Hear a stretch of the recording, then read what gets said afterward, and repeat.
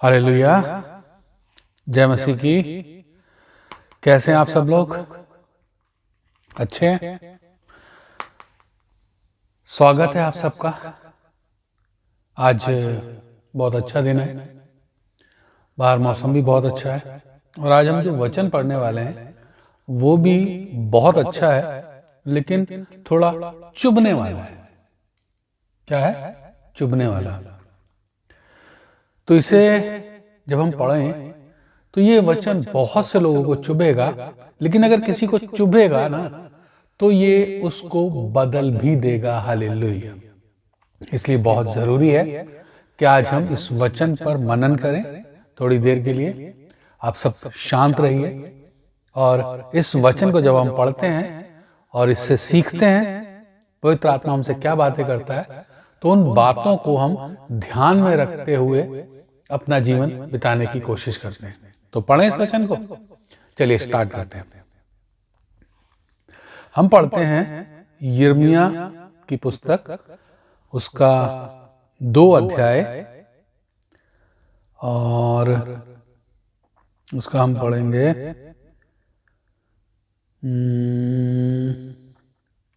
6। चलो 6वां वचन पढ़ते हैं, 2 का 6। उन्होंने इतना भी न कहा जो हमें मिस्र देश से निकाल ले आया, जो हमें जंगल में से और रेत और गड्ढों से भरे हुए निर्जल और घोर अंधकार के देश से, जिसमें होकर कोई नहीं चलता और जिसमें से कोई मनुष्य नहीं रहता, हमें निकाल ले आया, वह यहोवा कहाँ है? Hallelujah, praise the Lord.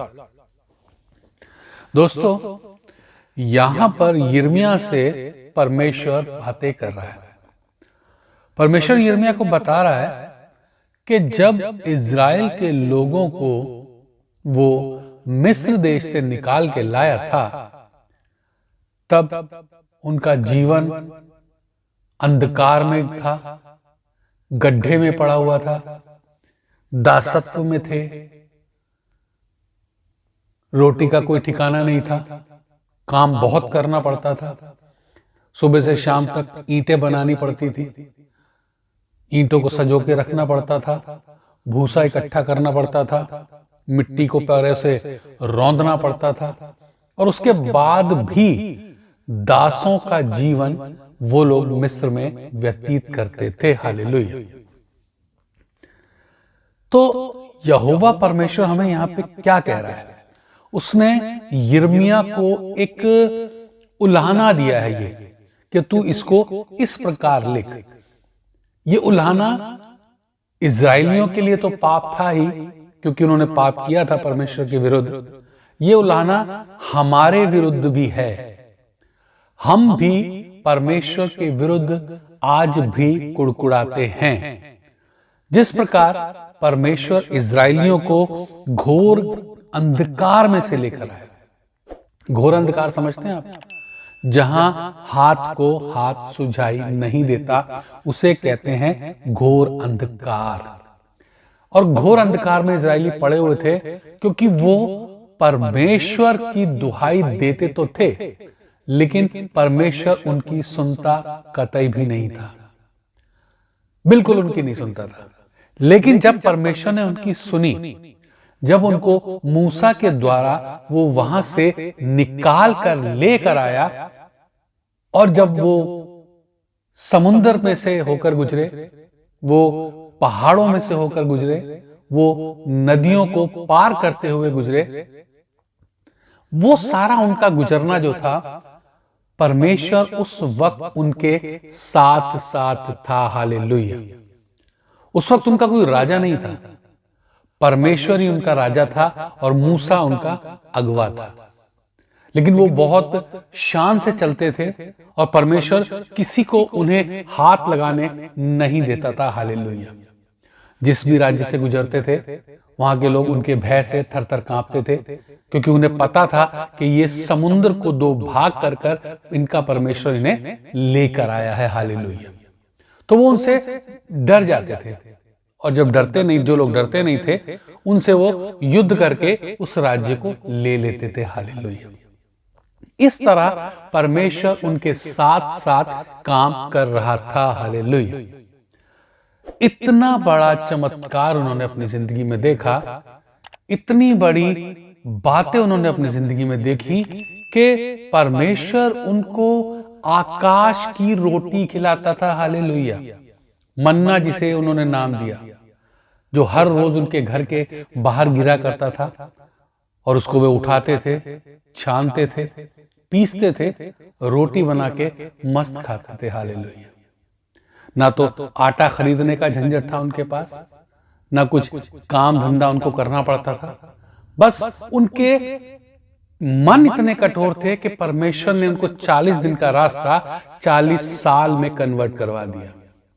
परमेश्वर उनको अच्छी तरह से, पूरी अच्छी तरह से धो के शुद्ध करना चाहता था, लेकिन वो फिर भी कुड़कुड़ाते थे, फिर भी परमेश्वर के विरुद्ध बोलते थे।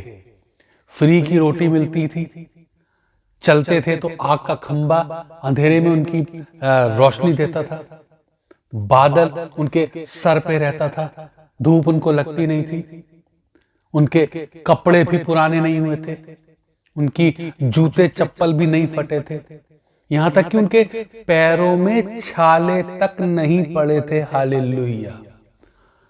ये इस बात का सबूत है दोस्तों कि परमेश्वर उनके साथ साथ था। हालेलुया। लेकिन वो फिर भी कुड़कुड़ाए, फिर भी कुड़कुड़ाए, और उनकी इसी कुड़कुड़ाहट के कारण उनमें से बहुत से मारे भी गए। हालेलुया। बहुत से मारे गए और बहुत से कनान देश देखने भी ना पाए।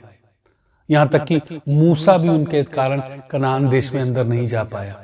उसको भी सिर्फ परमेश्वर ने पहाड़ के ऊपर से कनान देश बोला कि अब तू इसको देख ले, लेकिन तू भी इसके अंदर जाने ना पाएगा। हालेलुया। तो जिन लोगों के साथ परमेश्वर ने इतने बड़े बड़े चमत्कार किए, वो भी सब भूल गए। हालेलुया। जिनको परमेश्वर ने गड्ढों में से निकाला, गड्ढे आप समझते हैं, एक तो गड्ढा होता है मिट्टी का जो बहुत गहरा होता है, एक होता है इंसान का आत्मिक जीवन का गड्ढा, जिसमें उसकी कोई उन्नति नहीं होती है, जिसमें वो उस गड्ढे के अंदर सिर्फ हाथ पैर मारते रहता है, उस गड्ढे में से निकलने की कोशिश करते रहता है, लेकिन वो उससे निकल नहीं पाता। अब ये परमेश्वर जानता है कि उस गड्ढे में का उसका आत्मिक जीवन जो है वो कितने दिन का है। हालेलुया। वो जीवन 1 महीने का भी हो सकता है, वो जीवन 1 साल का भी हो सकता है, वो जीवन 5 साल का भी हो सकता है, और वो जीवन 1 हफ्ते का भी हो सकता है। ये अब इंसान के ऊपर निर्भर करता है कि वो परमेश्वर के साथ कितना सच्चाई और खराई से चलता है। दोस्तों हालेलुया, प्रेज द लॉर्ड, आमीन। ये बात उन पर निर्भर करती थी और आज ये बात हम पर भी निर्भर करती है। हालेलुया, समझ आ रहा आप लोगों को?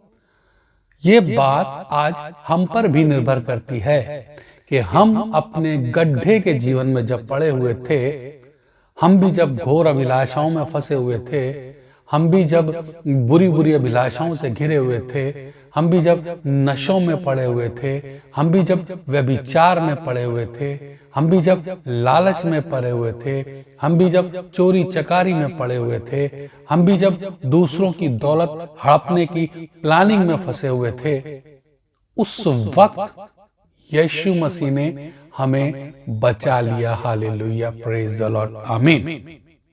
और बचाने के बाद उसने क्या किया? उसने हमें अपना बेटा बेटी होने का अधिकार दिया। हालेलुया। आप समझते हैं कितना बड़ा अधिकार है? परमेश्वर का बेटा बेटी होने का अधिकार आज हम रखते हैं। लेकिन आज भी बहुत से मसीही ऐसे हैं जो अपने गड्ढे के जीवन से तो बाहर आ गए, अंधेरी कोठरी से भी निकलकर बाहर आ गए, गहरी खाइयों से निकलकर भी बाहर आ गए, लेकिन वो दोबारा से उन सब कामों को करने लग गए जिन कामों से परमेश्वर उनको निकाल कर बचा कर लाया था। हालेलुया, प्रेज द लॉर्ड, आमीन। उन कामों के द्वारा वो आज भी अपने को दोबारा से अशुद्ध करने पर तुले हुए हैं। बहुत से लोग ऐसे हैं, बहुत से मसीह ऐसे हैं, मैं बहुत से लोगों को देखा है जिनको परमेश्वर ने बचाया, परमेश्वर ने उनकी जिंदगी स्टैब्लिश की, उनको अच्छा घर दिया, अच्छा जीवन साथी दिया, काम कमाई के जरिए उनके खोले, और उनके पाप को, सबसे बड़ी बात, उनके पापों को परमेश्वर ने क्षमा किया। और जब सब कुछ ठीक हो गया तब वो लोग परमेश्वर से फिर गए। हालेलुया। लेकिन फिरने के बाद उनका अंत भी इजराइलियों ही जैसा होगा। मेरे पिता दोस्तों, इजराइलियों के जैसा ही होगा, क्योंकि इजराइली जब फिर गए थे तो परमेश्वर यहोवा ने उनको बहुत सख्त सजा दी थी, बहुत से लोगों को मार दिया था। लेकिन आज मारना अलग बात है, लेकिन आज हमारे पास एक बिचवैया है, जो कौन है? यीशु मसीह। वो हमें इस मृत्यु से भी बचा सकता है।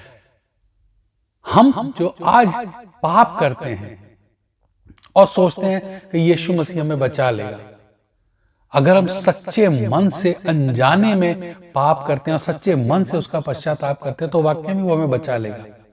लेकिन सब कुछ ठीक होने के बाद जानबूझकर पाप करते हैं और सोचते हैं परमेश्वर हमें बचा लेगा, तो वो हमें नहीं बचाएगा। हालेलुया। वो दंड सिंहासन के सामने हमारा न्याय खराई से करेगा। हालेलुया। और वो न्याय बहुत ही खतरनाक होगा, इतना खतरनाक कि बाइबल बताती है जहां की आग कभी बुझती नहीं और जहां का कीड़ा कभी मरता नहीं। हालेलुया। ऐसा सिस्टम बना के रखा है परमेश्वर ने,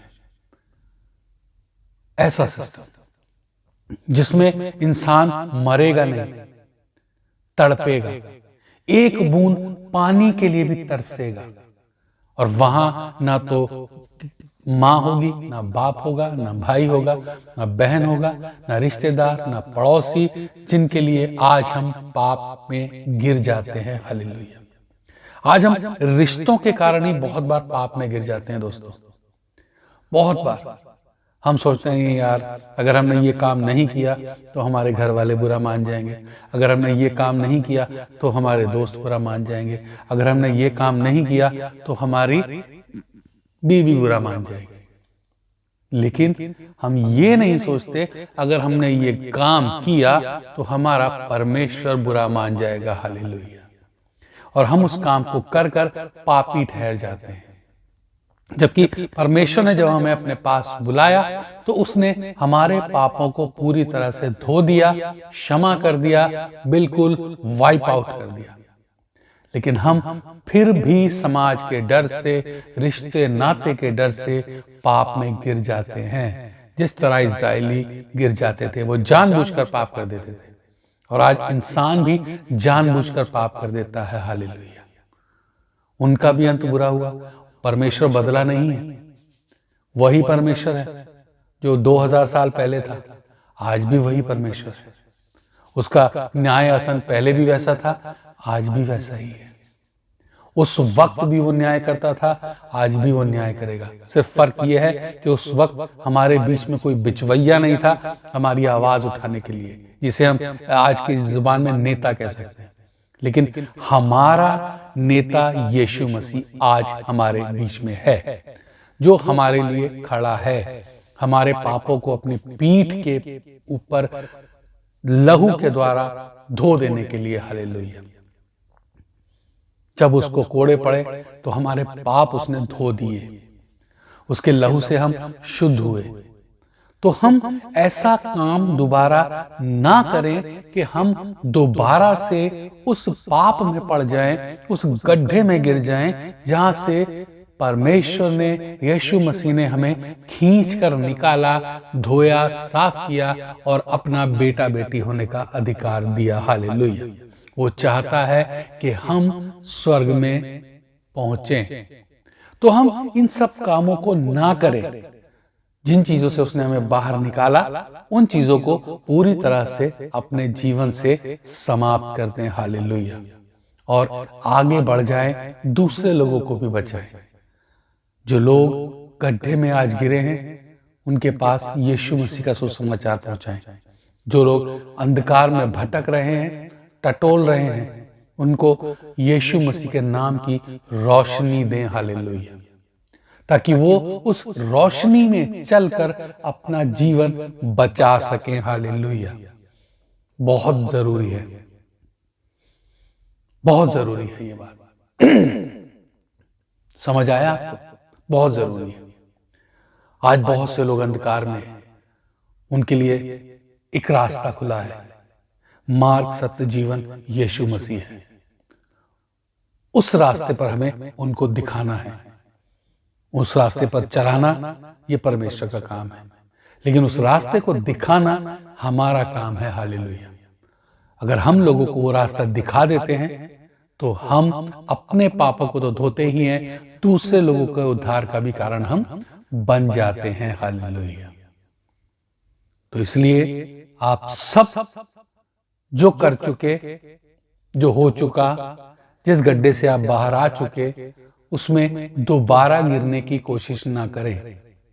जिस अंधकार से परमेश्वर आपको निकाल कर लाया, ज्योति दिखाई, उस ज्योति के पीछे चलें। दोबारा से उस अंधकार में वापस भागने की कोशिश ना करें, जल्दबाजी ना करें।